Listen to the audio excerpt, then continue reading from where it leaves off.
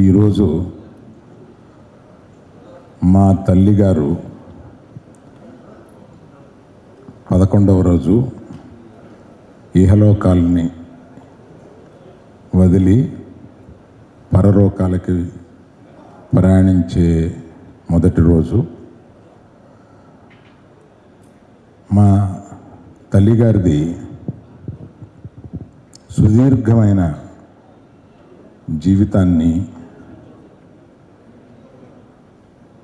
మేము ఎందుకు ఆమె ఈ ప్రయాణాన్ని, ఈ చివరి దశని వీడ్కోలుగా, అంటే మీరందరూ బయట ఆ బోర్డు చూసుంటారు, సెలబ్రేటింగ్ హర్ లైఫ్ అని. దానికి ఒక వివరణ మీకు, ప్రేక్షకులకి కూడా, దీన్ని చూసేవారందరికీ కూడా ఇవ్వాలని అనిపించింది. దానిని ఒక సెలబ్రేటింగ్ అని కానీ, ఒక సంతృప్తికరమైన వీడ్కోలుగా కానీ ఎందుకు మేము అలా అనుకున్నాము అని అంటే, మా తల్లిగారు చనిపోయినప్పుడు నేను కానీ, ఇతర మా చెల్లెళ్ళు, ఇతర కుటుంబంలో ఉన్నవారు అందరూ కానీ మొదట ఒక 1-2 అవర్స్ ఆ గ్రీఫ్ తప్పదు అందరికీ. ఆ ఉద్వేగం అది వచ్చి మా తల్లి మమ్మల్ని విడిచి వెళ్ళిపోయింది అనే ఒక బాధతోటి. కానీ ఒక 2 గంటల తర్వాత మేమందరం మా తల్లి ఈ జర్నీని, ఈ వీడ్కోల్ని మనం అందరం సంతోషంగా ఆమెని సాగనంపాలి పైలోకాలకి అని మేమందరం అనుకున్నాం. దానికి కారణం ఏంటంటే, మనకి తెలిసిన వాళ్ళల్లో, మనకి తెలిసిన ఎవరైనా సరే తెలిసిన వాళ్ళల్లో ఇటువంటి జీవితం అనుభవించి ఒక సుదీర్ఘమైన 94 సంవత్సరాలు బ్రతికి ఆమె లెగసీ అనగా ఆమె జీవితంలో ఆమె జీవించింది ఒక 1000 చిత్రాలు పైగా నటించిన ఒక స్టాల్వర్ట్ ఆయన నటుడితోటి ఆమె జీవితం సాగించింది. ఆ తర్వాత ఆమె కన్నవారిలో నేను, నా గురించి అంతగా మీకు తెలుసు కనుక నేను చెప్పుకోక్కర్లేదు. తర్వాత చిరంజీవి గారు ఒక స్టాల్వర్ట్, ఒక మెగాస్టార్, ఒక గొప్ప మానవతావాది. ఆయనని ఒక అల్లుడిగా పొందగలిగింది ఆవిడ. అల్లుడిగా ఆయనకి ఆమెకి ఉండే సంబంధం కూడా నేను మళ్ళీ చివరిలో చెప్తాను. అటువంటి చిరంజీవి గారు అల్లుడు. తర్వాత ఆమె సొంత మనవళ్ళు, అటు అర్జున్ కానీ, ఇటు మన రామ్ చరణ్ కానీ దేశ విదేశాల్లో ప్రఖ్యాతిగాంచిన ఒక నటులు. అటువంటి వాళ్ళే కాకుండా తన దగ్గర బంధువుల్లో ఒక అల్లు శిరీష్, అల్లు వెంకటేష్, మన పవన్ కళ్యాణ్కి ఆమెకి ఉన్న సంబంధం కూడా నేను మళ్ళీ వివరిస్తాను. పవన్ కళ్యాణ్ గారు, ఆ తర్వాత కుటుంబంలో అనేక మంది ఎంతో ఉన్నత స్థాయికి చేరిన అనేక మంది ఉన్నారు. అందులో మన వరుణ్ తేజ్ కానీ, మన తేజు కానీ, ఇంకా ఇతర నటీమణులు కానీ ఎంతోమంది. ఇంతమంది తన లైఫ్లో చూస్తూ ఒక ఆశ్చర్యకరమైన విషయం చెప్తాను. ఆమె మనవరాళ్ళు కాకుండా ముని మనవరాళ్ళు కలిపితే 12 మంది ఉన్నారు. 12 మంది ముని మనవరాళ్ళు, గ్రేట్ గ్రాండ్ చిల్డ్రన్ లో 10 మంది ఆమె తుది ప్రయాణాన్ని అటెండ్ అవ్వగలిగారు. అటువంటి జీవితం కోటిలోనో 10 కోట్లలోనో ఒకరికి ఉంటుంది. అటువంటి ఆమె జీవితం సాగిస్తున్నప్పుడు, జీవితం ముగిస్తున్నప్పుడు ఆ ముగింపుని మనం అందరం దుఃఖభరితం కాకుండా ఆమె ప్రయాణాన్ని మనం ఆమె మరణాన్ని అంగీకరించి ఆమె ప్రయాణాన్ని ప్రశంసించి ఆమెని ఒక సంతృప్తికరమైన వీడ్కోలుగా మనం చేయాలి అని మా కుటుంబ సభ్యులందరూ నిర్ణయించుకున్నారు. ఎందుకు ఆమెని సెలబ్రేట్ చేస్తున్నామో ఆమె లైఫ్ని, ఆమె తుది ప్రయాణాన్ని అనేది మీకు చెప్పాలని అనిపించింది. అది కాకుండా 16 ఏళ్ల బాలిక పాలకొల్లులో రాట్నం ఉడుకుతుంటే అల్లు రామలింగి అనే యువకుడు ఆమెను చూశాడు. చూసి ఆమెను పెళ్లి చేసుకోవాలని తల్లిదండ్రులని వాళ్ళ తల్లిదండ్రుల దగ్గరికి పంపించి ఆమెను పెళ్లి చేసుకోవాలని అడిగిన సందర్భంతో స్టార్ట్ అయింది వాళ్ళది.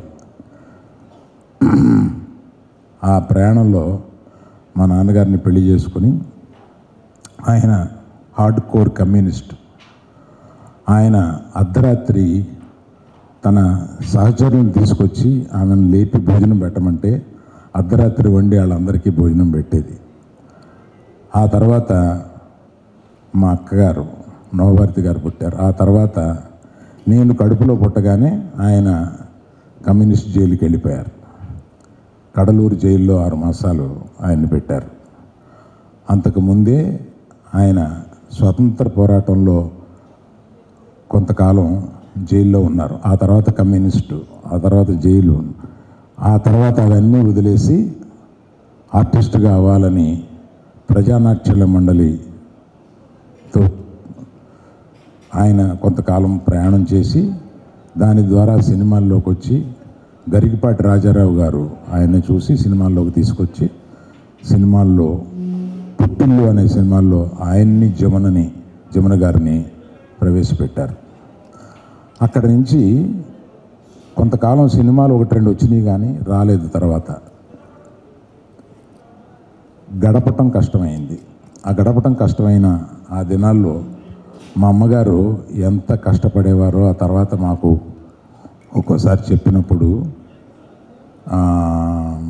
చాలా బాధగా ఉండేది. కానీ ఆ కష్టాలన్నీ ఆవిడ ఆయన తట్టుకొని ఇక్కడ ఉండి నిలబడి మూగ మనసు సినిమా తర్వాత ఆయనకు ఒక చిన్న స్టార్డమ్ లాంటిది వచ్చి అక్కడ నుంచి ప్రయాణం సాగించారు.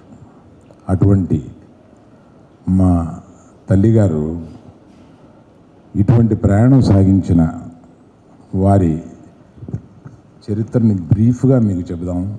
ఎక్కువ కొంతకాలం తర్వాత నేను మొట్టమొదట నాకు పెళ్ళయిన తర్వాత 25 సంవత్సరాల పాటు నా భార్య, మా అమ్మ, నాన్న, మేము అందరం కలిసి ఉండేవాళ్ళం 10 సంవత్సరాల పాటు. ఆ తర్వాత అప్పుడు చాలా అన్యోన్యంగా ఉండేవాళ్ళు. మా అమ్మగారి దగ్గర కానీ మా కుటుంబ సభ్యుల దగ్గర కానీ ఆ సాన్నిహిత్యం గురించి నేను ఎక్కువ ఇక్కడ విడిగా చెప్పే సందర్భం కాదు కాబట్టి చెప్పటం లేదు. మా నిర్మల, నా భార్య, ఎంతో చక్కగా వాళ్ళిద్దరూ 25 సంవత్సరాల తర్వాత మీకు తెలిసిన పరిస్థితుల్లో ఇక్కడికి వచ్చేసాం, హైదరాబాద్, మద్రాసు నుంచి. మా నాన్నగారు రాలేదు. ఫ్యూ ఇయర్స్ తర్వాత మా నాన్నగారిని కూడా ఇక్కడ తీసుకొస్తానంటే ఆయన నాకు సొంత ఇల్లు కట్టి, అప్పుడు నేను అద్దెంట్లో ఉంటున్నాను, నేను సొంత ఇల్లు కట్టి సొంత ఇంట్లోకే వస్తాను అని అంటే నేను అప్పుడు వెంటనే 6 మాసాల్లోనే ఒక సొంత ఇల్లు కట్టి ఆయన తీసుకొచ్చి మా అక్కగారు, మా తండ్రి గారు, తల్లి గారు ఒక ఇంట్లో ఉన్నారు. ఆ తర్వాత కొంతకాలానికి బన్నీ యొక్క ఆర్య రిలీజ్ అయ్యి ఆ సక్సెస్ ఫంక్షన్ అటెండ్ అయిన తర్వాత ఆయన చనిపోయారు. అంటే మనోడి సక్సెస్ కూడా చూసిన తర్వాత ఆయన చనిపోయారు. ఆయన చనిపోయిన తర్వాత మా అమ్మ, అక్క ఒంటరిగా ఉన్నారు. మా అమ్మగారు చాలా ఇండిపెండెంట్ మనిషి. ఆమె మా ఇంటికి రమ్మన్నా, మా చెల్లెలు వాళ్ళ ఇంటికి రమ్మన్నా నేను ఎక్కడ ఉండను, నేను విడిగానే ఉంటాను అంటే, నాకు పెద్దవాళ్ళు అయ్యారు కదా అని భయం వేసి మా చెల్లెలు వసంతలక్ష్మి భర్త డాక్టర్ వెంకటేశ్వరరావు గారు ఒక డాక్టర్ పక్కనే ఒక స్థలం దొరికితే తీసుకొని అందులో ఒక ఇల్లు కట్టి మళ్ళీ వాళ్ళని అక్కడ పెట్టాను. ఒక వికెట్ గేట్ ఒకటే డాక్టర్ గారికి వీళ్ళకి మధ్యలో ఉంటుందన్నమాట. అట్లా ప్రొటెక్ట్ చేసుకుంటూ చాలా కాలం, అంటే రాత్రుళ్ళు నా ఫోన్ పగల దొరకదేమో కానీ రాత్రుళ్ళు దొరుకుద్ది. రాత్రి 10 నుంచి పొద్దున్న 6 వరకు ఎప్పుడు చేసినా ఏంటంటే తల్లిదండ్రులు ఎప్పుడు ఏ అవసరం ఉంటుందో, ఏ ఎమర్జెన్సీ ఉంటుందో అని ఇప్పుడు ఆన్ చేసుకుని నైటు పెద్ద వాల్యూమ్ పెట్టుకుని పడుకునేవాడిని. అట్లాంటి భయంతో మా అమ్మని అక్కని తీసుకొచ్చి ఆ ఇంటి పక్కనే వించి అలాగా కొంతకాలం ఉన్న తర్వాత మా అక్కగారు చనిపోయారు. మా అక్కగారు చనిపోయిన రోజు నుంచి నేను ఆమెతోటి రోజు భోజనం చేస్తూ ఉండేవాడిని. అంటే పెద్దవాళ్ళు ఒక యాంకర్ లేకపోతే 1 ఇయర్లో చనిపోతారు. మీరందరూ కూడా చూసి ఉంటారు అది. అంటే మా నాన్నగారు చనిపోయారు, అక్కడ మా అక్కగారు చనిపోయారు, తర్వాత మా అమ్మ ఒంటరి అయిపోయింది. ఈమె కూడా 1 ఇయర్లో వెళ్ళిపోద్ది అని అనిపించి నాకు 10వ రోజు నుంచి నేనే మా అమ్మ దగ్గరికి రోజు మధ్యాహ్నం భోజనానికి వెళ్ళేవాడిని. సో ఆవిడకి ఒక యాంకర్, వాడు ఏం తింటాడు, ఏముంటాడు, ఏం వండాలి, ఇలాంటి దాని మీద ఆమెకు ఒక యాంకర్ క్రియేట్ చేసి, తర్వాత లాస్ట్ 2 ఇయర్స్లో ఆమె అస్వస్థతకు గురవుతుందని చెప్పి మా చెల్లెలు వసంతలక్ష్మి ఆ వికెట్ గేట్ తీసేసి తన ఇంట్లోకే తీసుకొచ్చి పెట్టుకుని డాక్టర్స్ పర్యవేక్షణలో ఆవిడని రక్షిస్తూ వచ్చారు.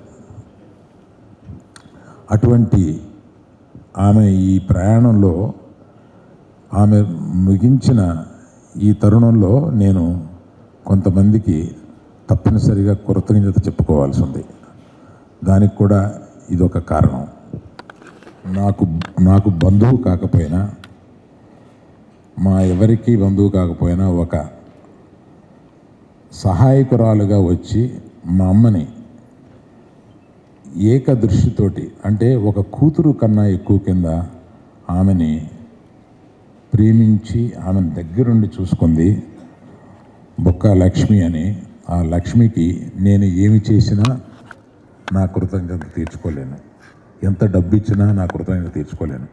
ఎందుకంటే ఆ లక్ష్మి అనే ఆవిడ అంత చక్కగా మా అమ్మని ఏ చిన్న విసుగు లేకుండా అంత ప్రేమిస్తూ చూసింది కనుక ఆమెకి నేను చెప్పుకోవాలి. తర్వాత పక్కింట్లోనే ఉండి డాక్టర్ వెంకటేశ్వరరావు గారు నిరంతరము ఆమె ఆరోగ్యం గురించి చూసేవారు. అది కాకుండా మా అల్లుడు అంటే సాయి ప్రవీణ్, విద్య నా కూతురు లాంటిది. విద్యామాధురి మీ అందరికీ తెలుసు. ఆ విద్యామాధురి భర్త సాయి ప్రవీణ్, డాక్టర్ సాయి ప్రవీణ్ అపోలోలో చేస్తూ ఉంటారు. ఆయన అర్ధరాత్రి, అంటే ఆయన ఒక 10 నిమిషాలు లోపే ఉండేవారు. అర్ధరాత్రి ఎన్నిసార్లు వచ్చారో, ఆమెకి ఏదైనా చిన్న అస్వస్థత ఉన్నా కూడా ఆయనకి, అపోలో యాజమాన్యానికి కూడా మేము కృతజ్ఞత చెప్పాలి. తర్వాత అపోలోలో డాక్టర్ సుబ్బారెడ్డి అని ఒక డాక్టర్ గారు ఉన్నారు. వీళ్ళందరూ కలిపి మా మదరు ఇన్నాళ్ళు ఆరోగ్యంగా ఉండడానికి, ఆమె ఎక్కువ అనారోగ్యంగా గురి అవ్వకుండా ఉండడానికి వీళ్ళందరూ కారణం. వాళ్ళందరితో పాటు నా స్నేహితుడు గోపీచంద్ ప్రతిదానికి నన్ను అడ్వైస్ చేస్తూ మా అమ్మని ఎలాగ లాంజివిటీ తీసుకురావాలి అనే దాని మీద అతను కూడా ఎప్పుడూ నన్ను అడ్వైస్ చేస్తూ ఉండేవాడు. ఇది కాకుండా అమ్మని, అంటే మా అమ్మ లాస్ట్ 1 ఇయర్ ఐసీయూకి పంపకూడదు ఈమెకి ఆర్టిఫిషియల్ వెంటిలేషన్ ఇవ్వకూడదని కుటుంబంలో నిర్ణయం తీసుకొని అపోలో నుంచి ఒక ఐసీయూఏ తీసుకొచ్చి ఆవిడ బెడ్రూమ్లో, ఆవిడికి కనపడదు కానీ ఆవిడ వెనకాల టోటల్ ఐసీయూ ఎక్విప్మెంట్ ఉంటుంది. అలాగా ఐసీయూని ఆవిడ దగ్గర తీసుకొచ్చాం కానీ ఆవిడని ఎప్పుడు ఐసీయూకి తీసుకెళ్ళలేదు. అది కాకుండా ఆమెని నిరంతరం ఒక 2 నర్సులు, ఈ లక్ష్మి అందరూ చూస్తూ ఉండేవారు. ఆ నర్సుల్లో ఆమెని చివరి వరకు జాగ్రత్తగా చూసుకున్న వాళ్ళల్లో శివపార్వతి, క్రాంతి, నిష అనే ముగ్గురు నర్సులకి నేను మనస్ఫూర్తిగా కృతజ్ఞత తెలియజేస్తున్నాను. ఇట్లాగా ఆమె ఇంతటి లైఫ్ని ఇలా సెలబ్రేట్ చేసుకుంటూ ఆవిడ వీడ్కోల్ని మేము విషాదకరంగా కాకుండా వీడ్కోల్ని ఆమె జీవిత ప్రయాణాన్ని ఒక సంతృప్తిగా మేము ఆమెను సాగనంపాలి అనే దీంతో మేము సాగనంపాము. ఆమె ఏ లోకాన ఉన్నా ఇవాళ మిమ్మల్ని అందరినీ కూడా ఆవిడ అక్కడి నుంచి దీవిస్తుందని చెప్పి మనస్ఫూర్తిగా నమ్ముతున్నాను. కళ్యాణ్ బాబుకి ఆమెతో ఉన్న ఒక సంబంధం చెప్పాలి. ముందు కళ్యాణ్ బాబు గారి గురించి చెప్తాను. కళ్యాణ్ బాబు సినిమా యాక్టర్గా కాకముందు మామూలుగా ఖాళీగా ఉంటున్న రోజుల్లో ఆమె కళ్యాణ్ బాబుని కళ్యాణి అని పిలిచేది. బాబు కళ్యాణి, చక్కగా ఉన్నావు, నువ్వు సినిమాల్లో చేయొచ్చు కదా అంటే, నాకు ఇబ్బంది అండి, నాకు సిగ్గండి ఏదో చెప్పేవాడు. కాదు నాయన, నువ్వు సినిమాల్లో చేయాలి కళ్యాణ్. ఇది కళ్యాణ్ బాబు గారు కూడా ఒక స్పీచ్లో చెప్పారు. అది మీ అందరి దగ్గర ఉండే ఉంటుంది.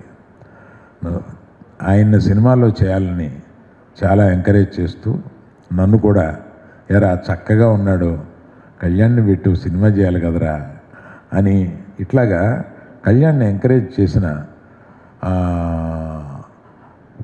తొలి ఎంకరేజ్మెంట్లో ఒక ఆవిడ.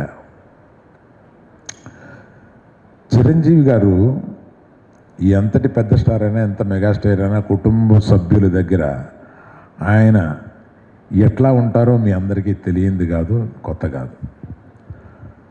ఒక రోజున అంటే few months back, 2-3 months back, నేను రోజు ఆమెను చూడడం, ఆమెను పలకరించడం, ఆమె రెస్పాన్స్ తక్కువగా ఉన్న రోజున నేను చేతిలో చేయబెట్టి, అమ్మ నన్ను గుర్తుపడితే ఒకసారి నొక్కు అంటే నొక్కేవాళ్ళు.